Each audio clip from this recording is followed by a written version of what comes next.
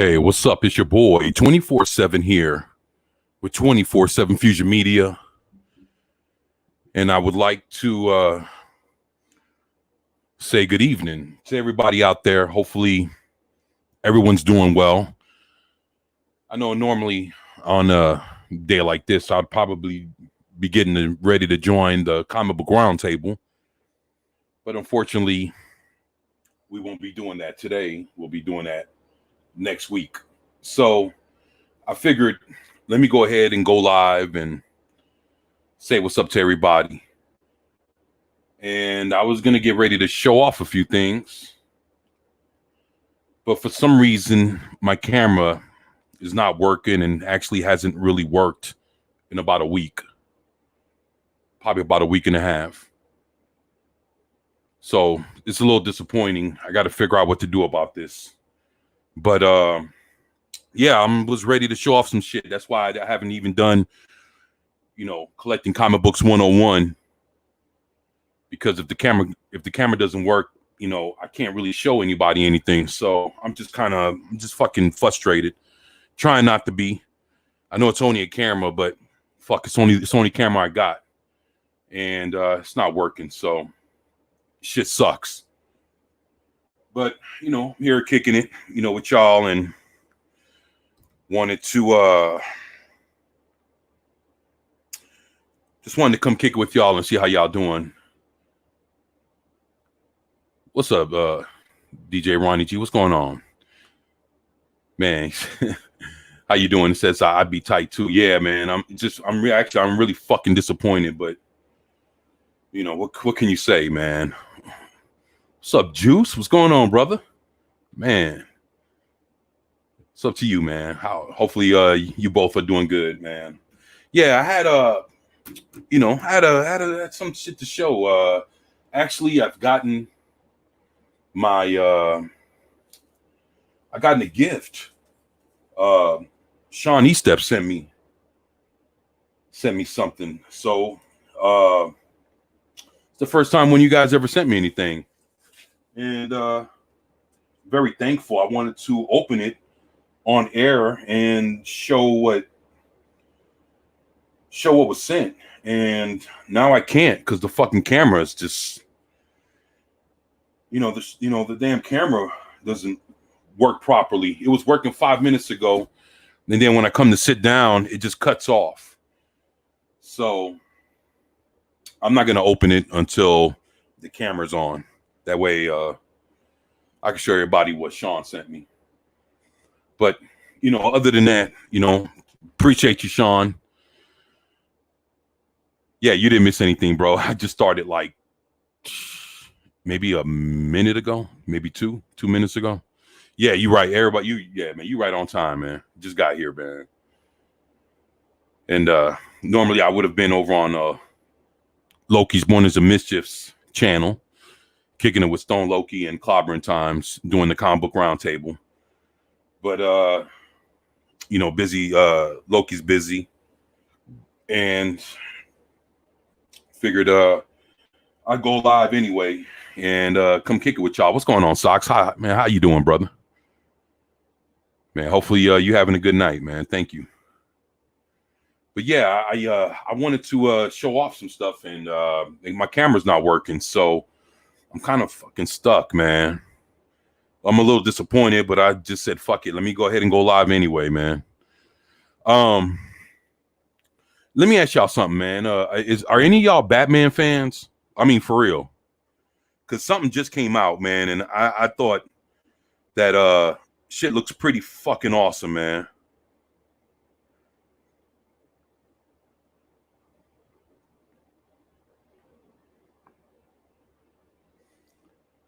I know, if you guys haven't heard or don't know, basically, a comic book just came out yesterday. Oh, you're a fan of the 1990s Batman? Then you know what?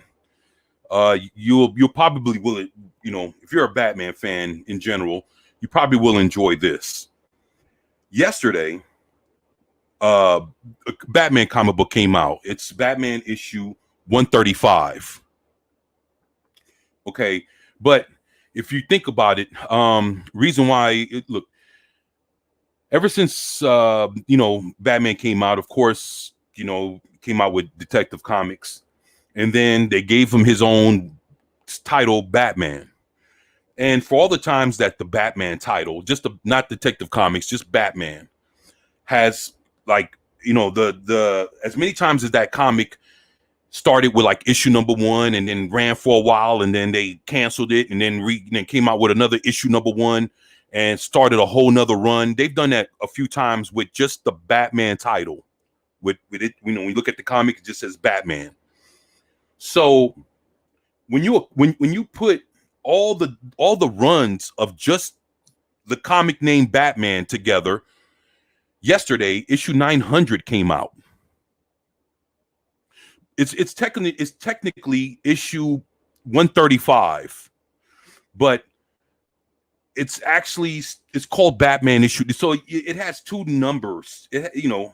Oh, what's up, Akima Mara? How you doing? Nah. He's not gay now. Nah, Juice. But that's yeah, that's I would have figured that too, but nah. It's just that it's issue 900 that came out, and they have this storyline that's running through it, where basically Batman is fighting this villain called the Red Mask, and he's fighting him going through the multiverse. And the interesting part about this comic is that if I got this right, this guy called the Red Mask, what he's trying to do is he's trying to create the Joker throughout different he's, how can I put this?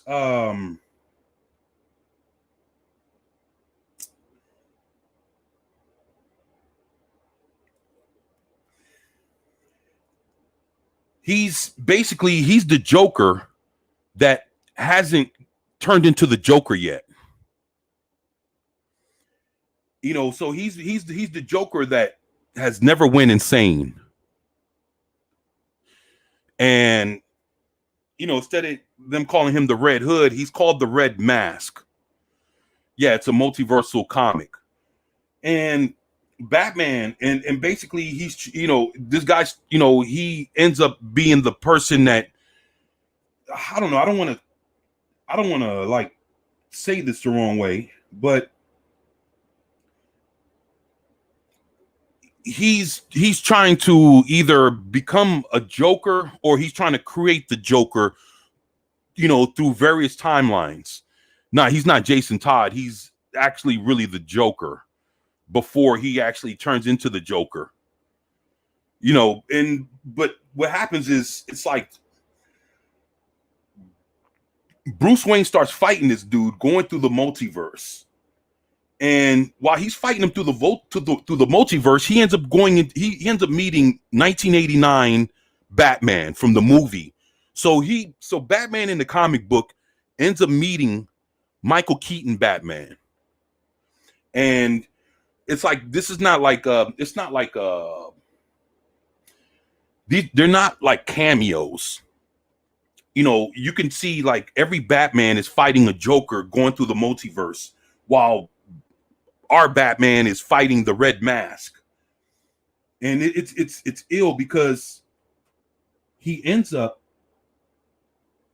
how can I say this? He ends up running into different versions of Batman going through the timelines.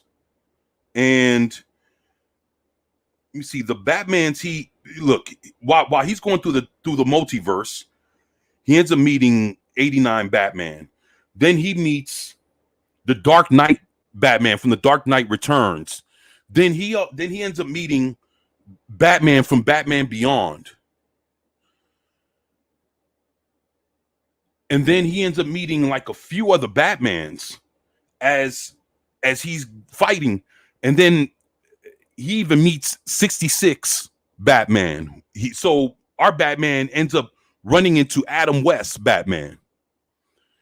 And by the time he does that, somehow, like I said, I caught the back end of the story, but Batman ends up getting his hand cut off. So he's running around fighting this Joker with one hand. And by the time he meets Adam West Batman, Adam West gives him his utility belt. And different Batman started giving Bruce Wayne different parts of their bat suit in order for him to keep going through the multiverse so he can fight this Joker. And when he gets, and then he ends up running into the Kingdom Come Batman.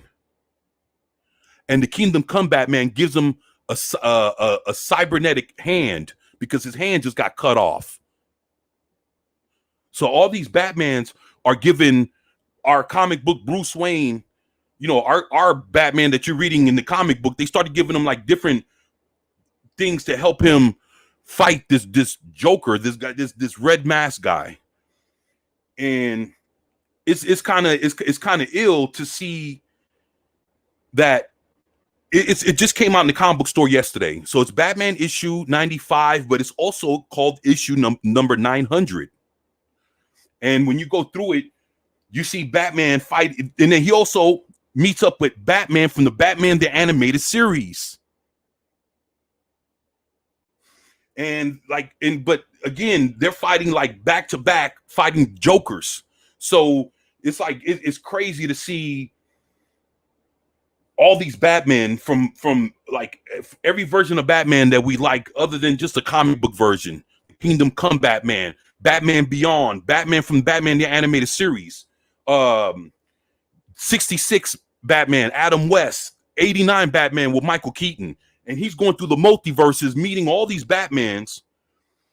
I recommend you check it out, man. You check it out, man. And the thing is, they're all trying to stop the Joker.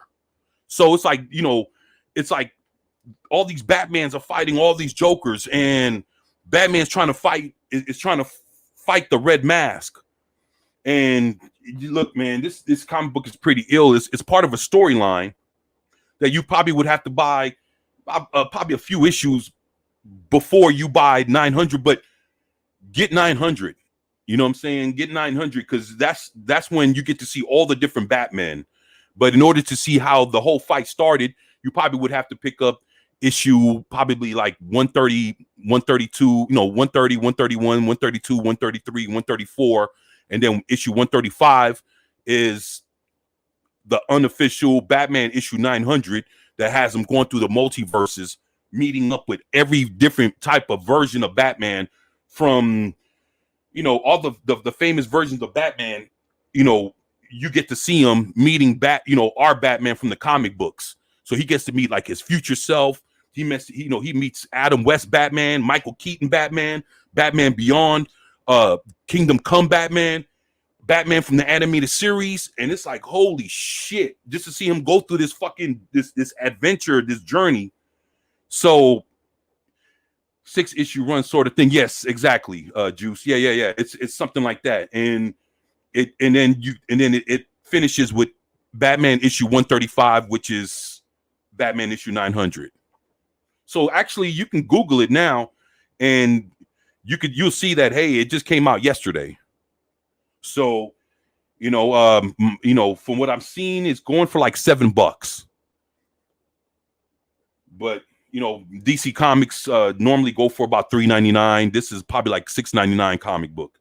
So you guys, if you guys are interested and you guys are Batman fans, this is one comic book. Who's the writer and artist? Good question. It's Chip Zdarsky. He's actually pretty fucking good. He's actually a pretty decent writer. Chip Zdarsky and Mike Hawthorne so Chip is writing it and Mike Hawthorne is drawing it. So it's an extra size milestone comic. So it's Batman number 35, which is also Batman 900.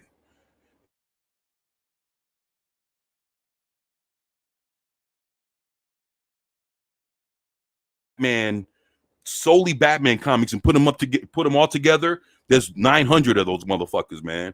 But we're not talking detective comics, we're talking Batman comics.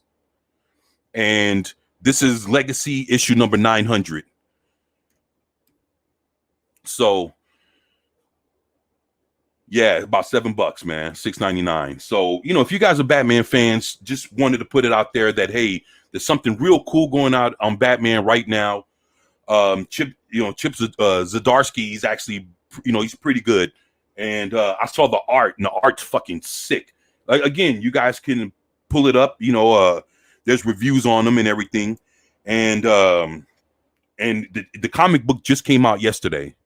So if you guys can head to the store, if you guys are a Batman fan and you would like to see Batman meet up with all these different variations of Batman while he's going through the multiverse, and to see how, you know, they all try to help him out while he's trying to battle this main villain. You know, I think it's some pretty cool shit, man, for you guys to check out, man. Just putting it out there in case you guys never heard of this or didn't know this was happening. You know, just wanted to let you guys know, hey, that just came out yesterday. And so that came out. And let me see.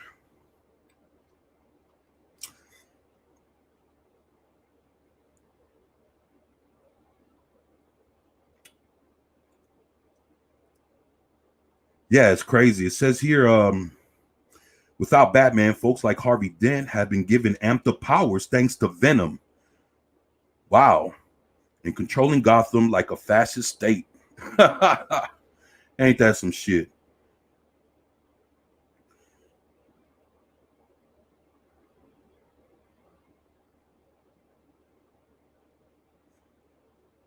Oh, and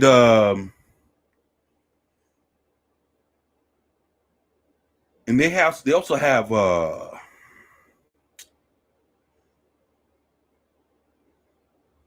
yeah, it's pretty sick.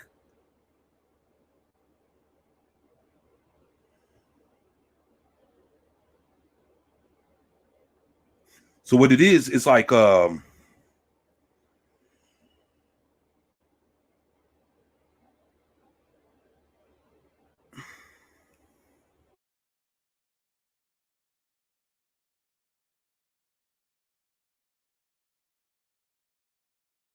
kind of scrolling through it, man, and I've been out of DC since Metal or whatever that was. Yeah. Matter of fact, I do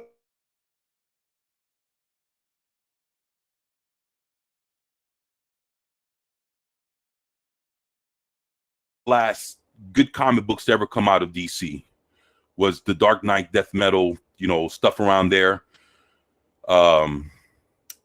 Yeah, that was about a good 4 or 5 years ago, 2018, 2019.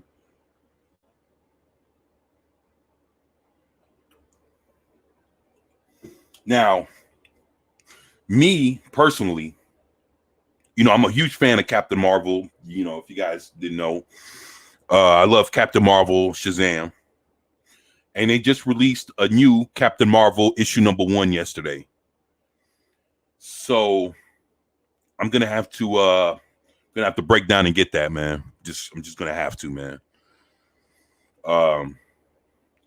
Just because, you know, I just got to see what that is, man. And if it's trash after the first issue, then, you know, that'll be a wrap. But it's looking pretty good from what I've seen, and the way Captain Marvel's drawn is he looks like the original Captain Marvel. Like you know, like if you look at Zachary Levi in the Shazam movie, he's the new 52 version of Shazam, the costume, the whole shit. And this comic book it's like they went back to basics. Like they scratched the whole new 52 look off of him. And they even calling him Captain, which they haven't called him Captain in almost over a decade. So I'm gonna get it and I'm gonna review it. But yeah, man, you guys check out Batman issue 900, Legacy issue 900, technically Batman issue 135. So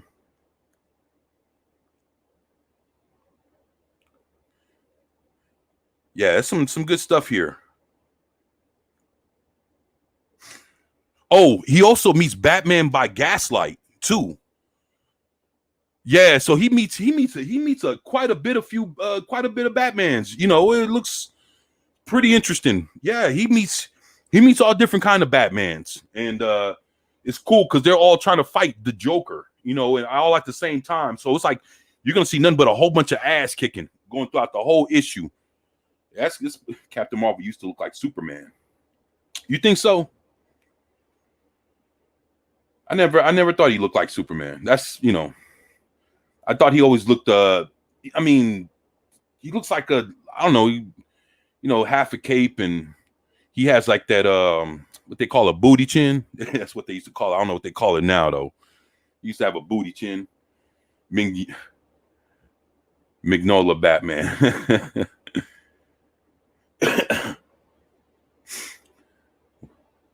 70s Captain Marvel.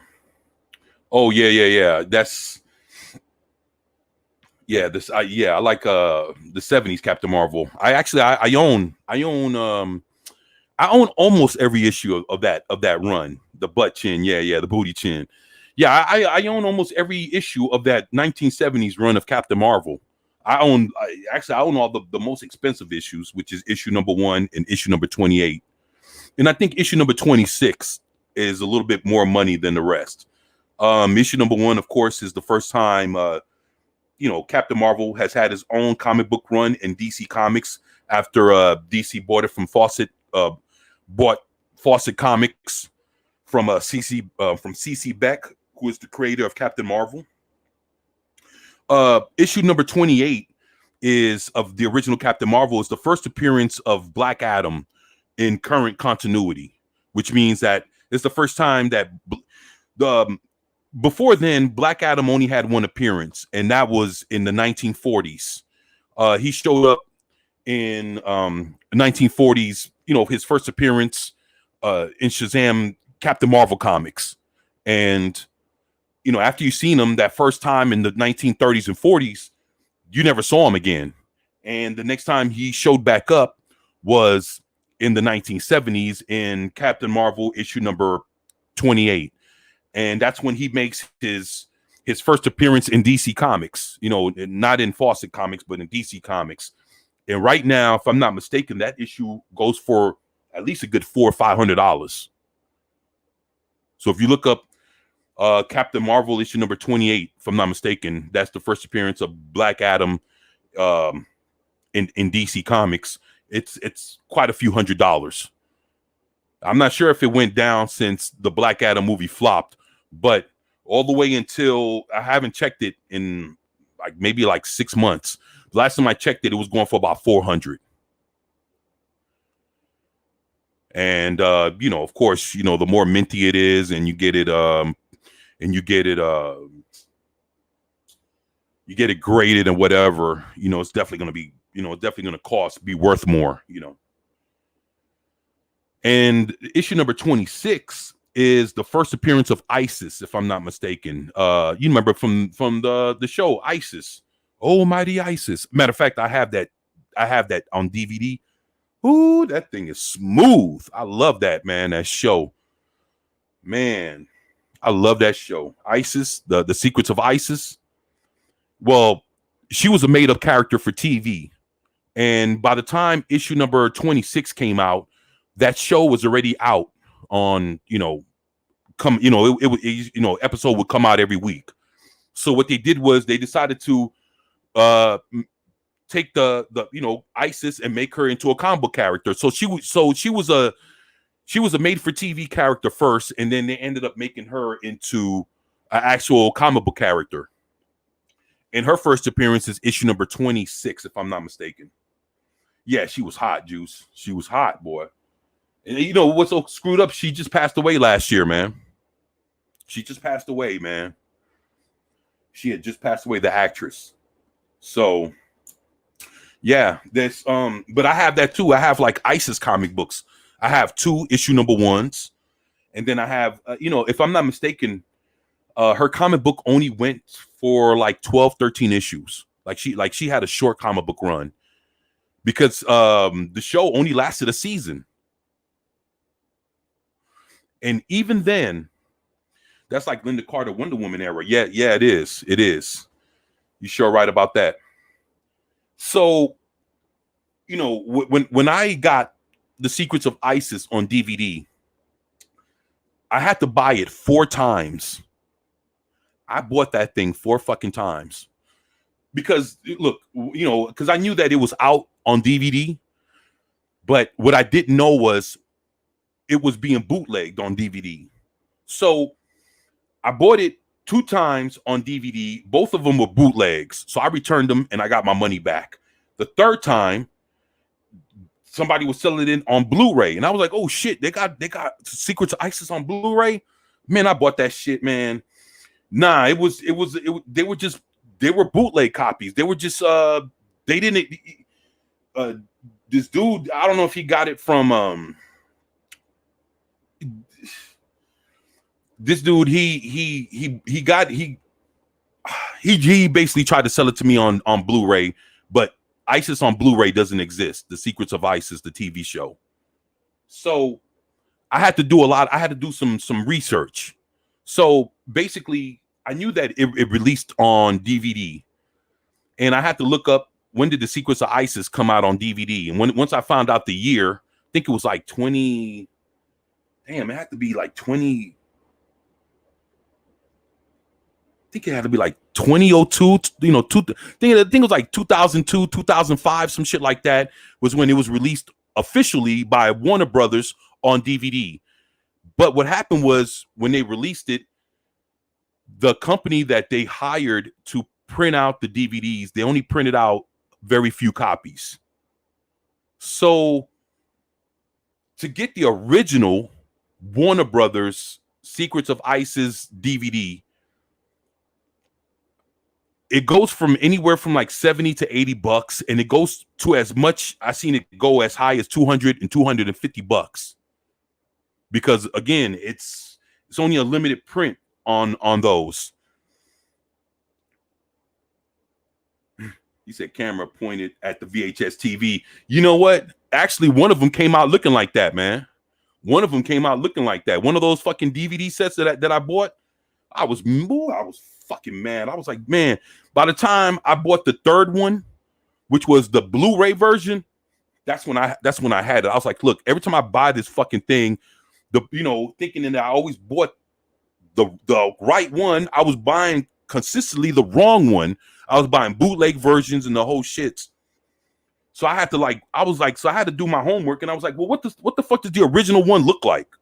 So I started looking up all the reviews that came out when Warner Brothers put out the DVD, so that whoever did the review has to show what the covers look like and all that other shit. So I started doing my homework, and I was like, okay, the original one that came out by Warner Brothers looks different than all the ones that I purchased bootlegged.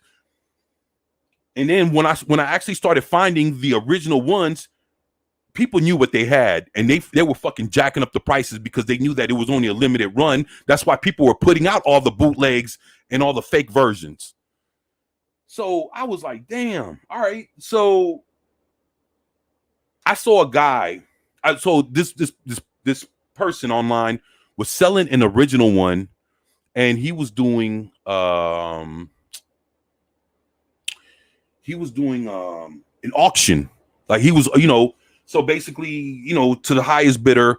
And by the time the time ran out, whoever had the highest bid won, whoever won the highest bid, can purchase the Secrets of Isis DVD.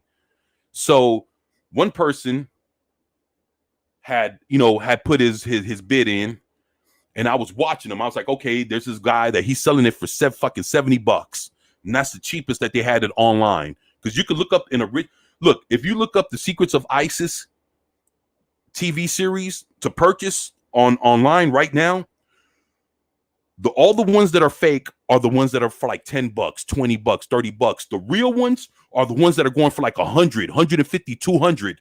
The ones that are highly marked up, those are the real ones.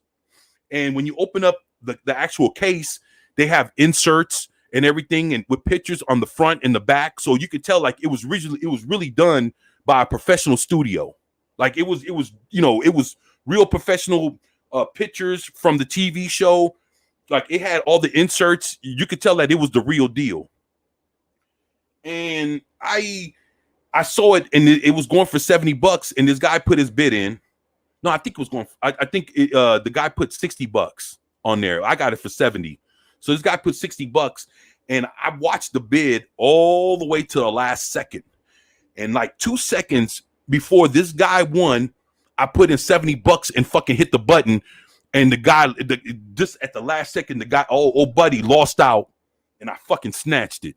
And I got an original one with all the done by Warner Brothers and everything. So I got an original one, and I got it for the cheapest that I've seen it online.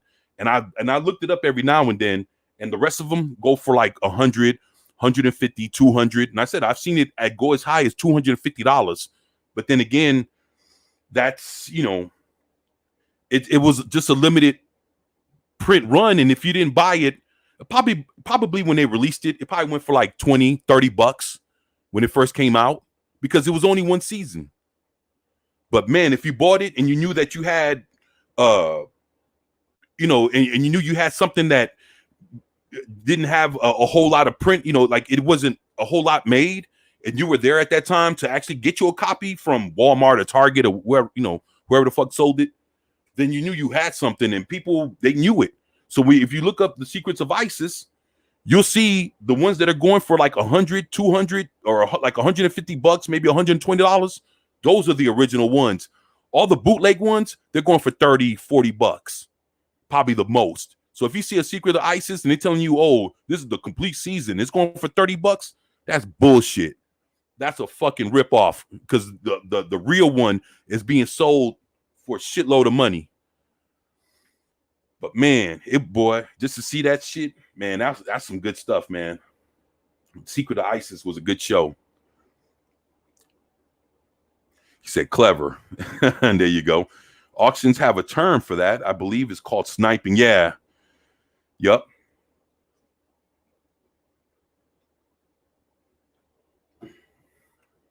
You know what? And I'm gonna tell you something.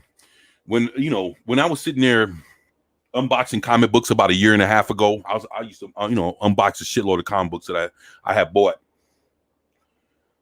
There's been a lot of times when I was trying to win an auction, and at the last second, someone came from out of nowhere and fucking outbid the fuck out of me and won the shit.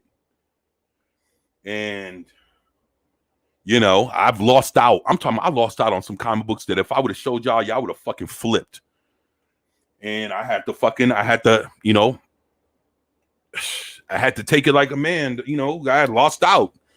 And I from being done like that so much made me realize, like, hey man, if you're gonna win an auction, this is how I do it.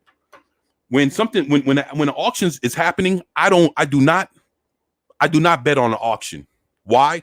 Because if you know how that works, let's say if somebody puts $1 and you put $2 for whatever the fuck y'all trying to bid for, when somebody sees you put 2, the next person is going to put 3.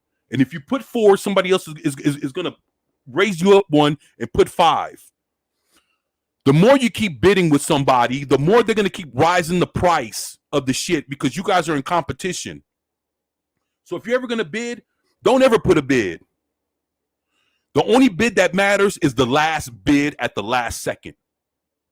That's it. So all that bidding in between to try to one up somebody, all you're doing is making whatever the fuck you want more expensive for you when you have to pay for it at the end. So anybody that's ever fucked with any kind of auctions, all that bidding in between to try to, everybody's trying to one up each other, all that shit is all it's doing is you're fucking yourself over, because you're making whatever the hell you guys are fighting, bidding over, you're making the shit more expensive at the end. So I don't ever put a bid in, because somebody's gonna look at it and be like, oh man, I gotta get it, and they're gonna fucking one up you. So if you put in $5, somebody's gonna put $10. Guess what? The shit's more expensive now. And if you put fucking 15, the guy's gonna come back and he's gonna put $20. When the shit started off at $5. Now you guys are fucking fighting over it because now it's $20. Me, I don't put nothing. I try to keep that shit. I try to keep that shit as low as possible.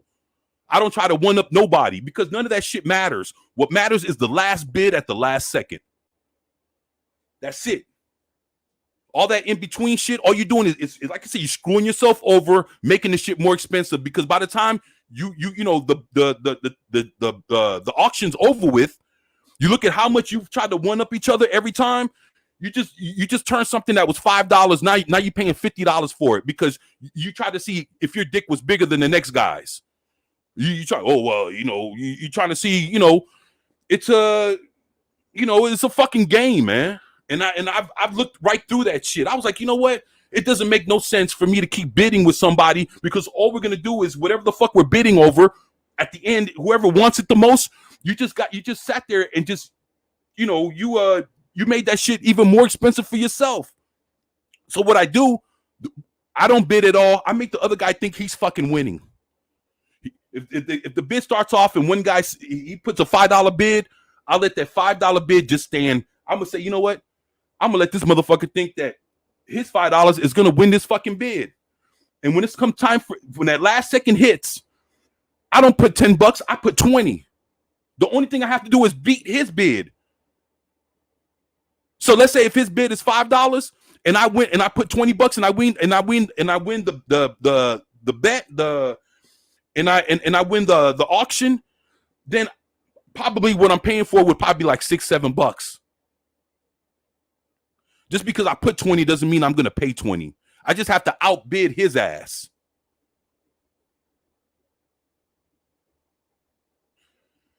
Man, I've been through that shit. I've done this auction shit hundreds of times.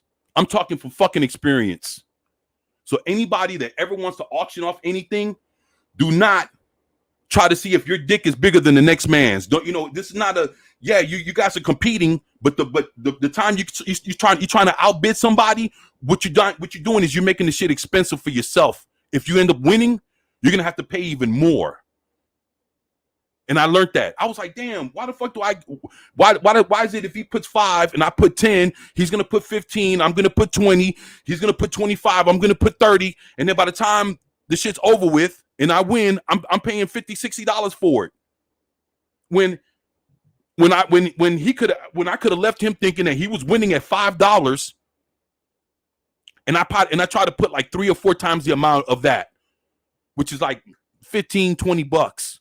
And I always fucking win like that, man.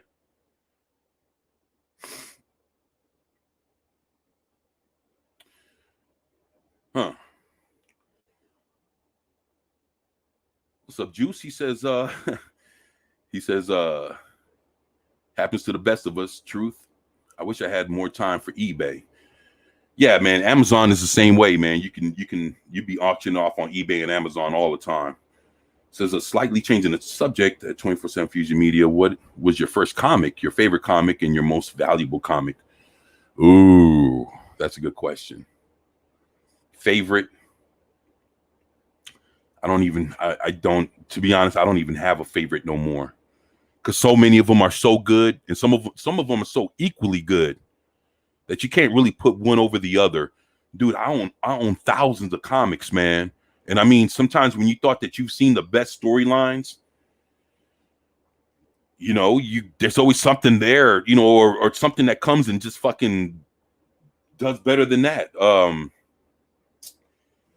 Shit. My most expensive comic. It would have to be, excuse me, it would have to be, I don't know. That's a good question. Actually, I would have to get it looked up. I mean, I have like Web of Spider-Man issue #1, signed by Stan Lee. I have a Brave and the Bold, Batman and Aquaman, signed by Bob Kane and, you know, and I forgot, and another artist that's passed away. And this comic book is from the 70s.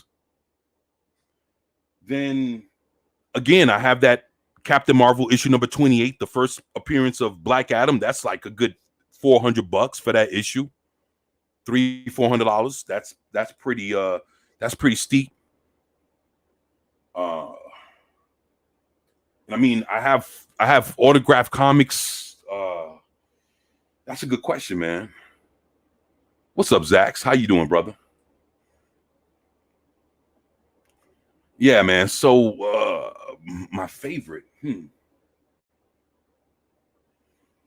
don't, man, this deep in the game, I don't even have a favorite no more, man. I like them. There's a lot of them that I like equally, man. Too many of them. Smell Zax. That's what's up, man. Yeah, but shit. Let me see what else.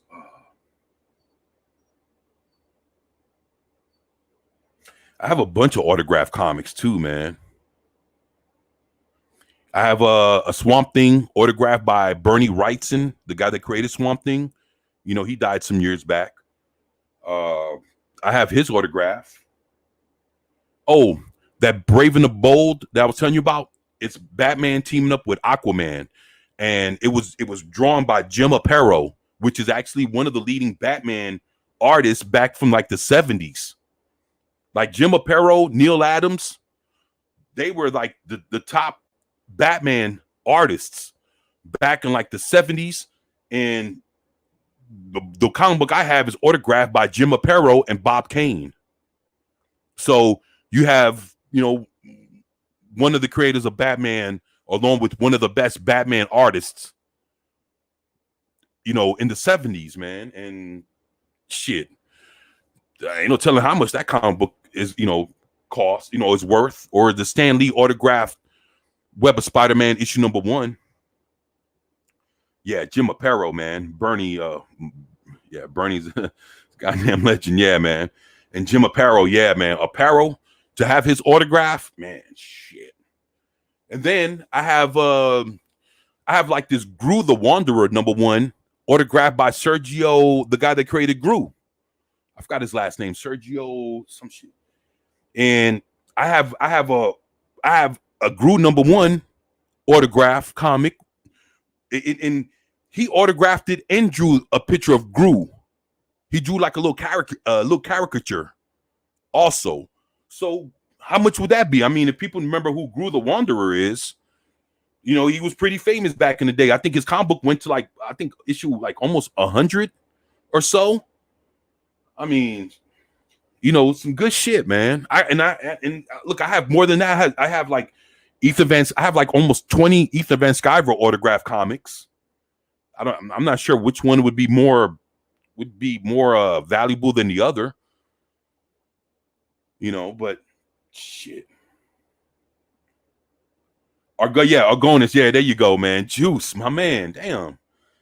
Well, I can't wait you come on with me, man. Shit, we can, you know, talk about comics and shit like that, man. You know your shit. Yeah, man. Yeah. And I have an autographed Gru the Wanderer issue number 1. Autographed by him, and he drew in there and everything, man. Drew a little face of Gru and the whole shit. He says, "Damn you, 24." Yeah, man. But you know, honestly, a lot of this shit is what I've gotten about a year and a half, 2 years ago. And I remember unboxing all these comic books and telling people, "Hey, look, I paid this for this." And man, like I have a like, man, like let's say like the Justice League.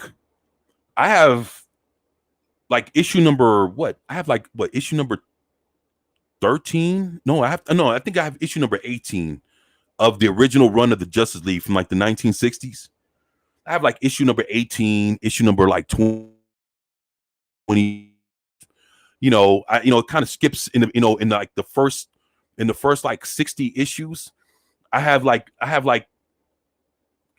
don't know, I have like maybe about maybe 20, maybe 30 issues from like issue 18 to like issue 70. I have like 30 issues in between. And then from like issue 70, 80 on up, then I started getting more, you know, it's, you know, I have like a shitload of like those JSA, Justice League and Just Society of America team ups. I have a shitload of those. Like I have the first appearance of like Power Girl, the Huntress.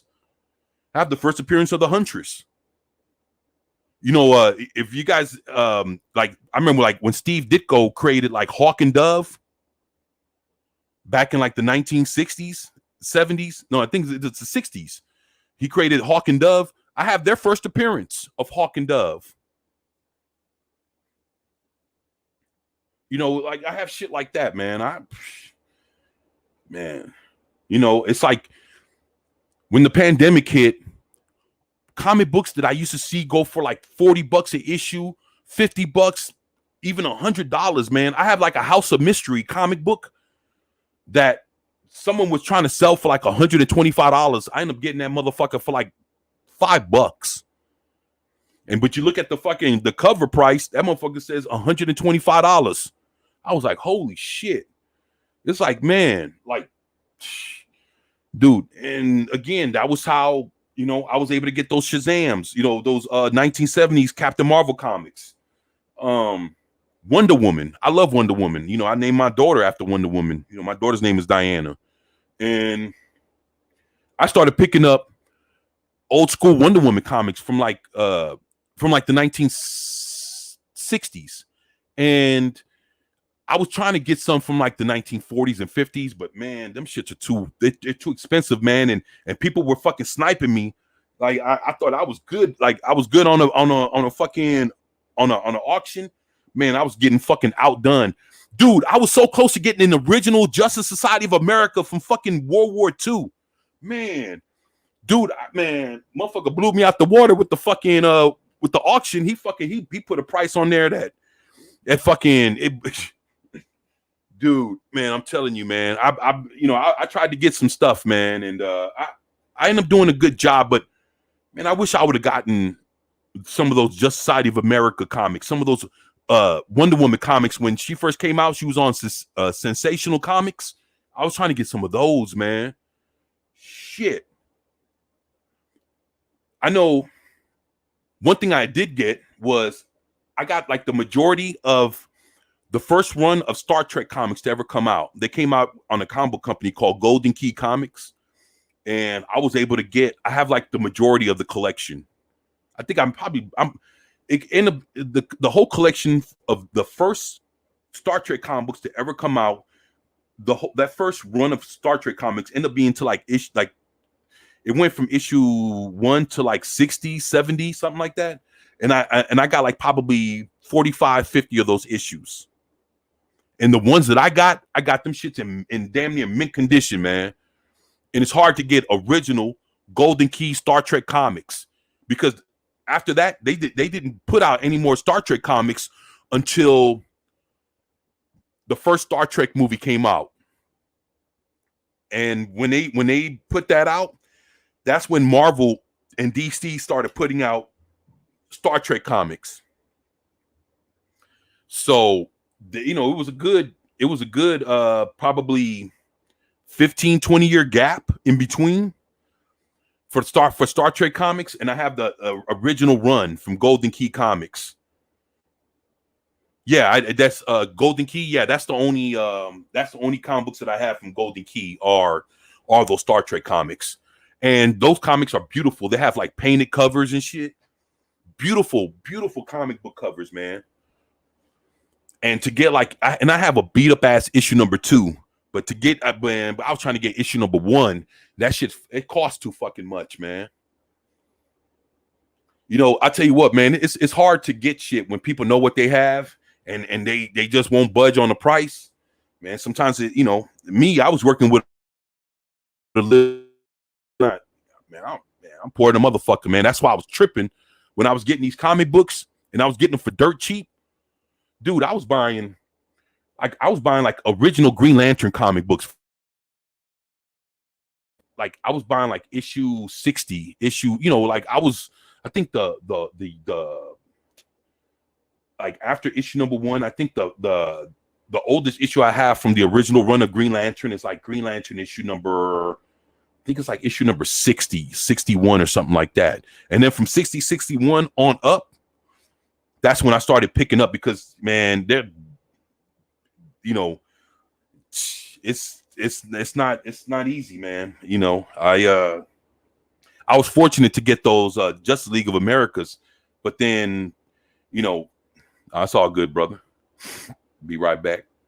Yeah, but it's kind of difficult to to get your hands on some of the other comics, man. But it'd be like that sometimes.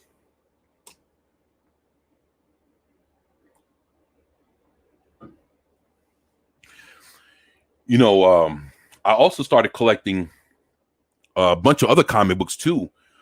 When I was a little kid, I used to walk into comic book stores and I see all these comic books on the wall, and they were your 1960s, your 1960s Green Lantern, 1960s Flash, 1960s Justice League, Wonder Woman comic books.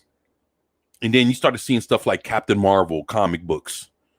Then you'd see like She-Hulk, like number 1, number 2, Dazzler, number 1, number 2, Spider-Woman, number 1, Nick Fury comic books. Like I'll give you an example. I have a Nick Fury comic book here. It's the only one that I own. I only own one Nick Fury comic book, but the reason why I have it is because it's the first appearance of Bullseye. Daredevil's enemy. I have his first appearance, and his first appearance is in Nick Fury, Agent of S.H.I.E.L.D. comic book from the 1970s, if I'm not mistaken, like late 60s or whatever, early 70s. So, I have something like that. I had some Spider-Man comics. I had a Spider-Man comic from like the late 60s. Yeah, from the late 60s, early 70s. And I know that Nick from Echo Base Network collects Spider-Man, so I gave it to him when I saw him last week. Man, his eyes were big as shit, man, when I gave it to him. But it's cool, man.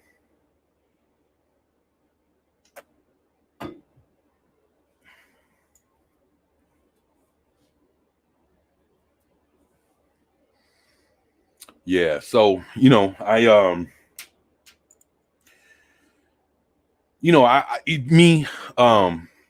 I love collecting comic books. I love comic books. And I know right now collecting like new comic books, there's only a handful of them that are actually good, y'all. Marvel has a handful that are good right now. DC has a handful of them that are good right now. Each comic book company has about a handful of comic books that are decent. I'm being serious. I'm not trying to be negative. I'm not trying to be, about no bullshit. I'm being honest. Every comic book company is probably putting out about maybe, DC and Marvel are putting out more than the rest, but the rest of them are putting out a good number of amount of comics. DC right now, Marvel, they're putting out about 40, I would say about 30, 40 titles each. And then the rest of them are doing about 20 to 30, like Valiant, Dark Horse, Image, all them. And out of all those companies, the rest of them, you could say that, yeah, they probably got a handful, four or five good comics. And then, but you got to understand the rest of them, shit, fuck that. You man. But, then you have to see which ones are good.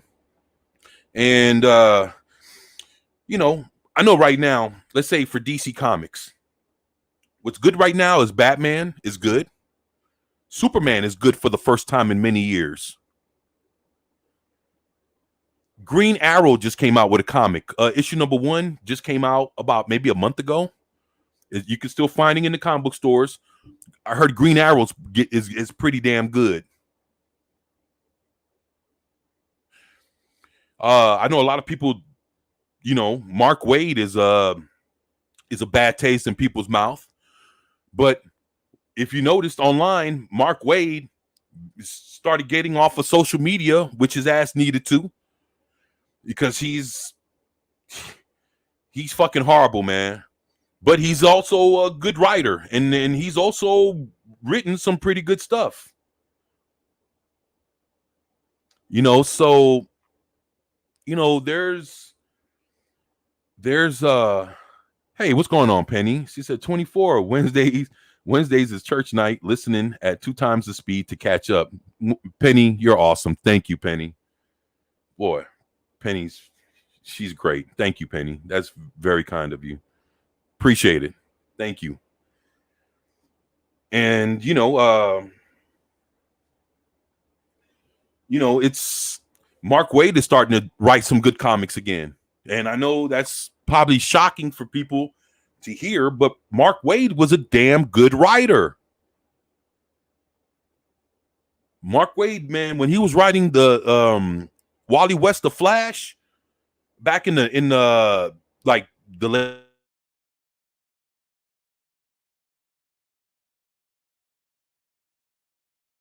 in the 90s, because your boy Mike that dude that did the Punisher, Mike Baron. Mike Baron is the guy that started off Wally West the Flash.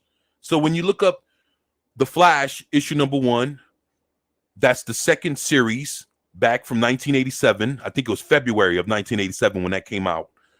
Mike Baron was the writer of Wally West the Flash, and Mike Baron was pretty good. Mike Baron wrote about the first maybe 30 issues, 30 40 issues, and then it went through a few creative changes or whatever, and then by the time it got to like issue 70 75 80, right around there, that's when Mark Waid came in. And Mark Waid had a good run with the Flash. And Mark Waid is a very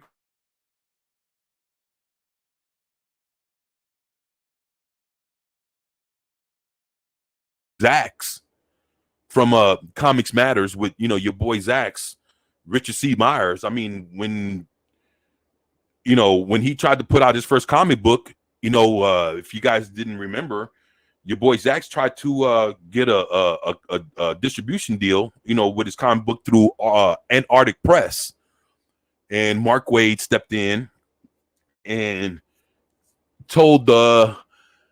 basically told the owners of Antarctic Press that if you put out this comic book with your boy Zax, you're basically your comic book company is going to get canceled. So your boy Zax got his deal screwed over by Mark Waid, and that's pretty screwed up. But that's Mark Waid. So you think, well, damn, he's a good writer, but he fucked around and stuck his nose in somebody's business that had nothing to do with him. He stopped the man from making money, putting out his own comic book. Me, I'm not gonna lie. If Mark Waid would have done that to me, I would have showed up at the next convention that he would have been in, and I would have kicked his motherfucking ass. I'm being fucking honest. You got enough balls to fucking, block my business transit, my business transaction from trying to put out a comic book. Well, you're not gonna be able to block this foot from going far up in your ass. So I would have, man. Mark Waid would have made sure to never fuck with nobody ever again after that. Like, I would have took that personally to where I would have physically would have kicked his ass. I would have fucked him up at some convention somewhere. No shit. I'm a man trying to put out comics. I don't even fool with you. Like, never spoke to you, don't have no dealings with you, but you're gonna put your nose in my business and stop me from putting out a comic book, I would have whooped his ass. No shit. And maybe that's not too highly of me, but fuck,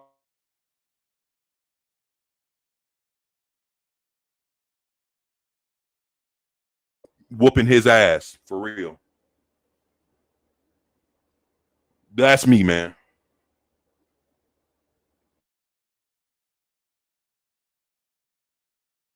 On the chin. I would have had to do something about that, man.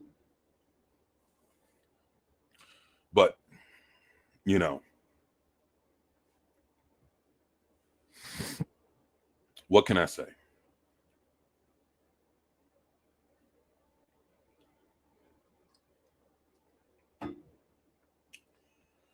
Yep.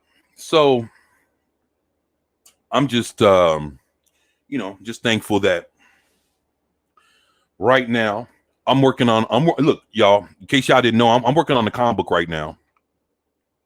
I'm working on one. And I'm a little stuck right now. Just being honest. I'm trying to create this hero from, maybe the hero should have been thought of before I started writing this book. But the idea for the book was so good that I had to like work on that. And I have a hero in mind, but it's like look, I have other stuff that I've written and I have heroes that I've created. But this story and this thing that I'm writing is special. And you guys are going to hear about it, sooner than later when I got it more together. And, I got to do some copyrights and I got to do a bunch of other shit, but I got the story that I'm working on. And the thing about creating a hero is you just don't want to create something that's reminiscent or remind somebody of something they've already seen. And I mean, look, damn near anything that could have been created has already been created. But at the same time, it's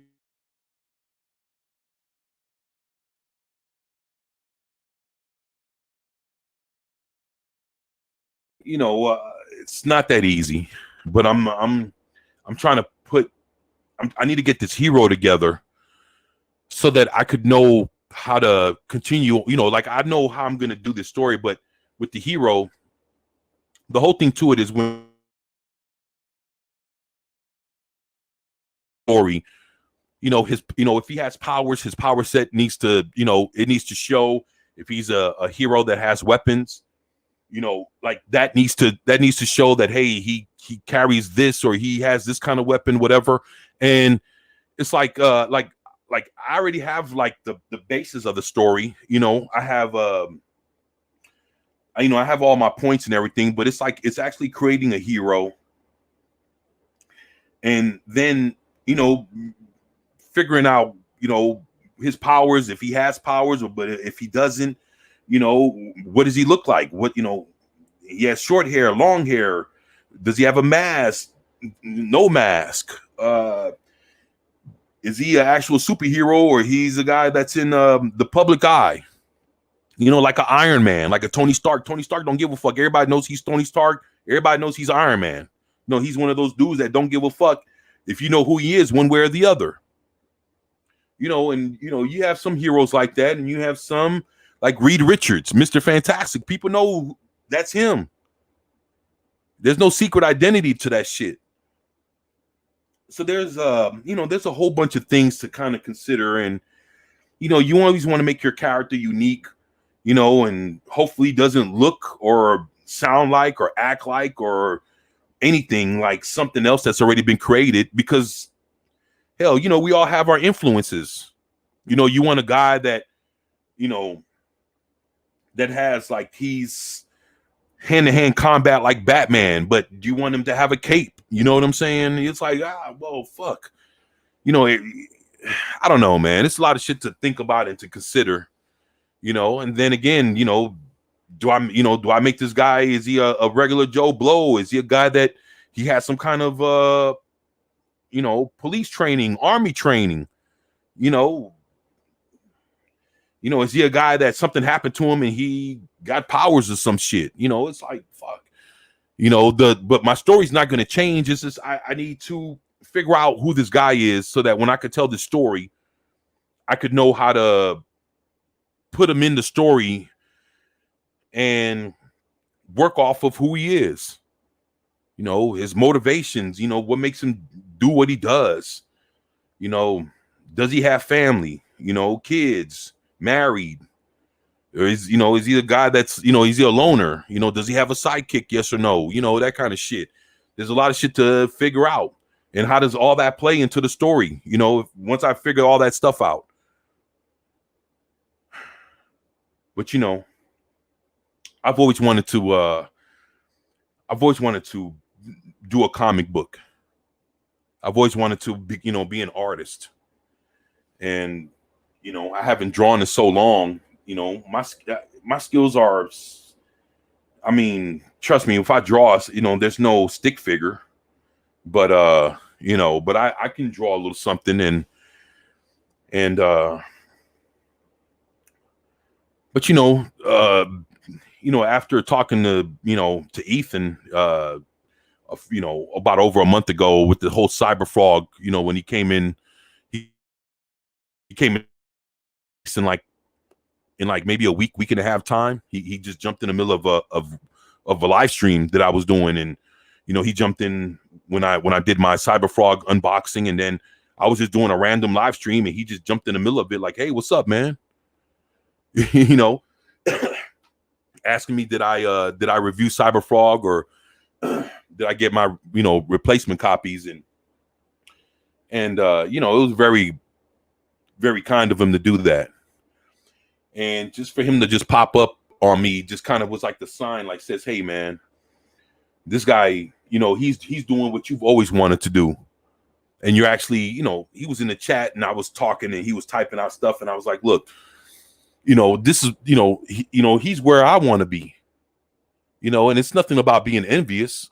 You know, I just, you know, Ethan is a great guy, and he actually it just kind of like it motivated me to say, hey, this guy is real guy, flesh and blood, doing what you want to do. And you know, he's humble enough to check up on you and see if you've gotten your comic books, and you know, how did your unboxing go and all that. And I just like, yo, this is some real shit, and this is what I want to do, and this is what I want to be a part of. So, you know, I just went ahead and started like, you know what? Let me do this. And when I do this story, I think you guys are gonna be surprised. I think I kind of surprised myself a little bit when I came up with the idea of this story. And it's going to be very reflective of today's times.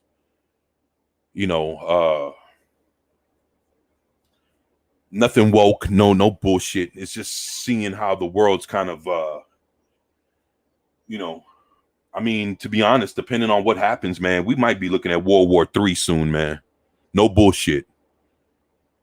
Between Ukraine, Russia, China, and whatever the fuck else is going on out there, man, we might be looking at some shit here pretty soon, man. And you know, it's, man, I mean, if you're looking at it the right way, man, you know, shit's looking ugly. So, you know, just within saying that, you know, I just think that my idea is gonna fit in very well, man, with what's happening. And it's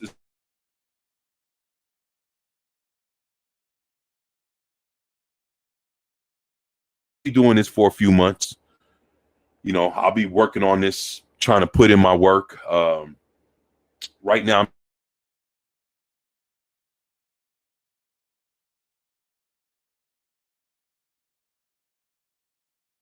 unique, and I'm trying to figure some things out, and shit ain't easy. you just want to I want to do the best job that I can do. So,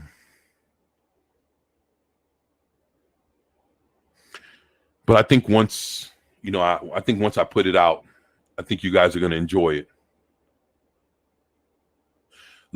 Hey, can I ask you guys a question? Anybody listening, that collects comics or enjoys comics? Can I ask you a question?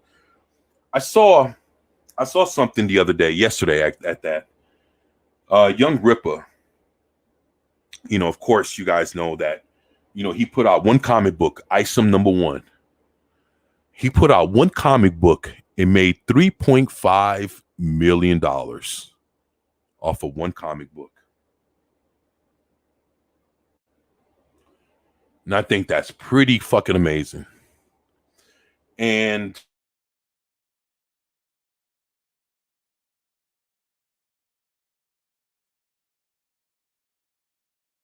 this guy calls up and he's talking shit to Young Ripper. And he was saying that Young Ripper should have charged $5 to $10 for his comic book. Young Ripper ended up charging $35 for his comic book. Now, my whole question is, do y'all think, well, I know why he did it, because he's not Marvel, he's not DC, he's not Valiant, he's not Dark Horse, he's not Image. He doesn't have Warner Brothers behind him. He doesn't have Disney behind him. He doesn't have investors and all this other shit behind him. He's just a guy that's putting out a comic book on his own. Now, I guess my question is, do you think, $35 is too much to sell a comic book for? I'm just curious. Me personally, I would pay $25, $35 for a comic book. But, even then, do you still think it's still a lot of money, or do you think that's decent enough? No, I'm just curious. I don't know what anybody thinks.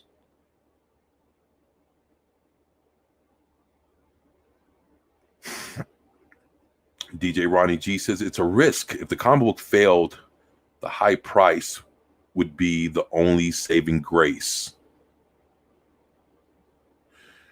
Right. That's, yeah. You make a good point, huh? But it's like, I guess it also depends on how many backers you have too. Through the campaigning, and everything. Man, the thing is, the guy that Ripper was arguing with was saying that, paying $10, or paying more than $10 would be too much. But then when you consider how much it costs to actually press the comic, you make sure it's colored, putting a cover on it, depending on what kind of cover it is going to be a glossy cover, is it going to be a hologram cover, is it going to be one of those foil embossed covers, or is it going to be just a regular ass comic book? And a lot of people are putting out comic books that have, nice special covers. And then you also have to pay whoever your artist is. There's also costs, that, from, that you have, and you have to be able to cover all your costs plus make a profit. And, Ripper was saying that you can't do all that by charging somebody $10. Especially he sat there and he came out of pocket to pay for everything himself. And, he hired all the artists and everything else. And it's like, well, you got to pay them.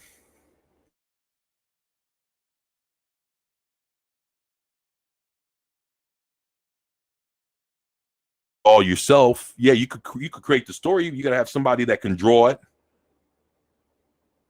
And then, of course, you got to pay people to print it and press it. It's a lot. It's a lot. So, I guess, just wondering, what you guys thought would be a decent price to pay for a comic book.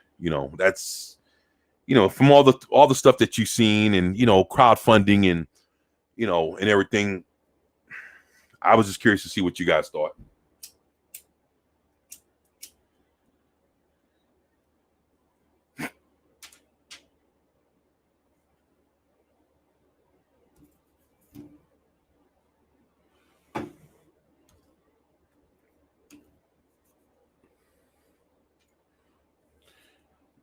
DJ Ronnie G, my man, says at one point he was prevented from withdrawing funds until after the comic book was delivered. Yeah, I heard about that. The good thing about him was that he already had it together before he started. So basically, it got to the point where all he had to do was fucking, press it. The orders. He already had the artist on it. He already wrote it. Things were drawn and colored and inked and lettered and everything else.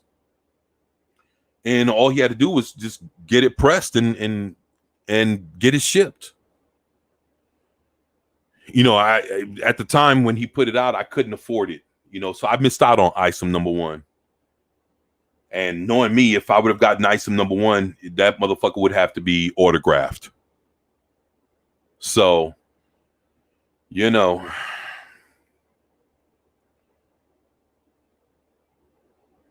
says, had he failed to deliver despite that obstacle, his detractors would have used it against him, of course. Oh yeah. He definitely, and that's the thing. One thing that I've seen that he did different is that, when people, from what I've seen in the past,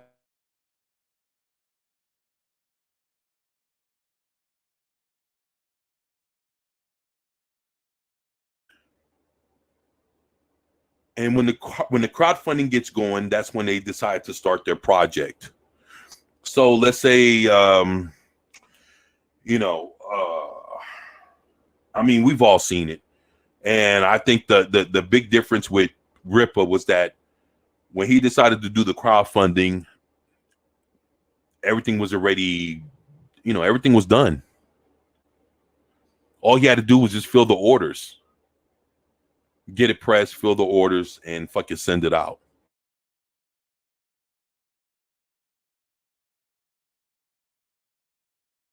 Three years to put out a comic book. With him, he did it in months. And if I learned anything from all the crowdfunding that I've seen, is to make sure that you have your shit together before you ask for 1 penny. So I have some work to do. I have a lot of work to do, man. But I plan to see this through. I really do plan to see this through, man.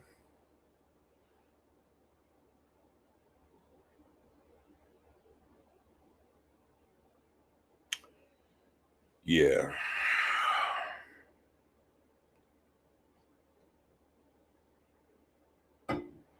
I wish I knew what Isom #1 was about. I've never read any reviews. I never seen what anybody wrote. I'm the kind of guy that,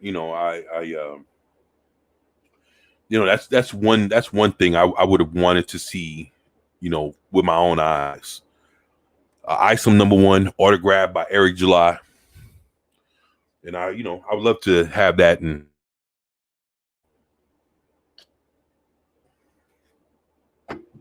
another crowdfunding comic book that actually kicked some ass was Berserker.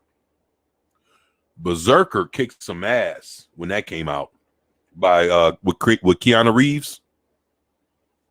Shit, some good stuff right there, man. Good stuff.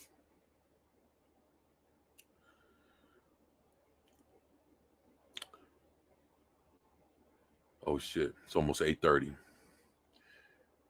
Well, I tell you what, y'all. I think I'm gonna go ahead and take off. I'm gonna go ahead and I'm gonna take off and work on dinner and work on a video and then try to write on some of this comic book. So I'm gonna go ahead and do that. But before I go, if you guys have any comments, questions, or anything with anything that I've said from the beginning of this live stream to now, please, feel free to ask and everything. And I'm just thankful that you guys hung out with me for a little bit, kicked it with your boy. I appreciate that. And so I wanted to say thank you to DJ Ronnie G. Appreciate you. My boy, Johnny Worry, a.k.a. Juice Cannon. My man, Juice, man. Appreciate you, Juice. Thank you, man. Akima Mara, thank you again for coming to kick it with me, man. I appreciate you. Thank y'all. Oh, shit. Let me see what I got here. Penny, thank you for coming and seeing what I was up to. Thank you for checking on me. I appreciate that. And I'm going to go ahead and get up out of here. But I want to tell everybody thank you for being here, supporting me, having my back. You guys are awesome. I love you guys. You guys just enjoy your evening. And I'm going to be back on. Penny, you're awesome. Thank you. Man, I love you guys, man. You guys mean everything to me. I mean,